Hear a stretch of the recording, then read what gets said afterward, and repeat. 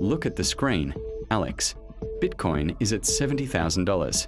For the first time this cycle, we are trading below the average total cost of production, which is sitting around $74,000. In every previous cycle, when the price dips into the miner's pain zone, the bottom is in. This isn't a guess, it's physics. If it costs more to make a Bitcoin than you can sell it for, the supply dries up. Sam, we've heard that this time is a different story before. You're looking at a thermometer.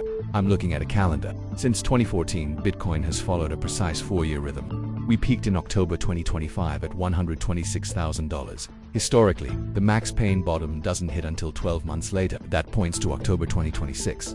$70,000 is just a pit stop on the way to $58,000. Think about market psychology. After a 40% drop, people are hopeful. They think $70,000 is cheap. But the 4-year cycle is about exhaustion. We need the boring summer. We need months of sideways chop that makes retail investors give up. But the miners can't afford sideways chop at $70,000. Exactly, and that's why they'll be forced to dump their remaining holdings to cover electricity bills, creating one final capitulation wick in the fall. Plus, the Fed is still fighting sticky inflation. High rates for longer means the 4-year cycle remains the dominant force. October is the historical buy signal, not February. You're ignoring the hash ribbon inversion we are seeing right now. Miners are already turning off inefficient rigs. This isn't a theory. The hash rate is down 15%. When miners capitulate, it clears the weak hands out of the production side. But what about the ETFs? They aren't buying the dip yet. Actually, they are value buyers. Wall Street desks like BlackRock and Fidelity don't care about a 4-year calendar. They care about cost basis.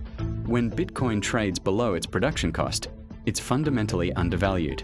We have $60 billion in ETF AUM now.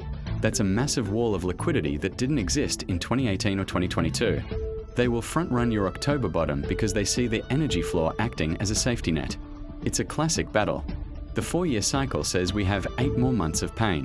The energy cost theory says the rubber band is stretched to the breaking point right now. If I have to pick a side, I'm leaning toward the energy cost theory. Here's why. The crowded trade factor. Everyone and their mother is waiting for an October bottom because the charts told them so. In crypto, when a target becomes that obvious, the market rarely gives it to you. Miner efficiency. At $70,000, we are at a level of extreme fear, index at 12.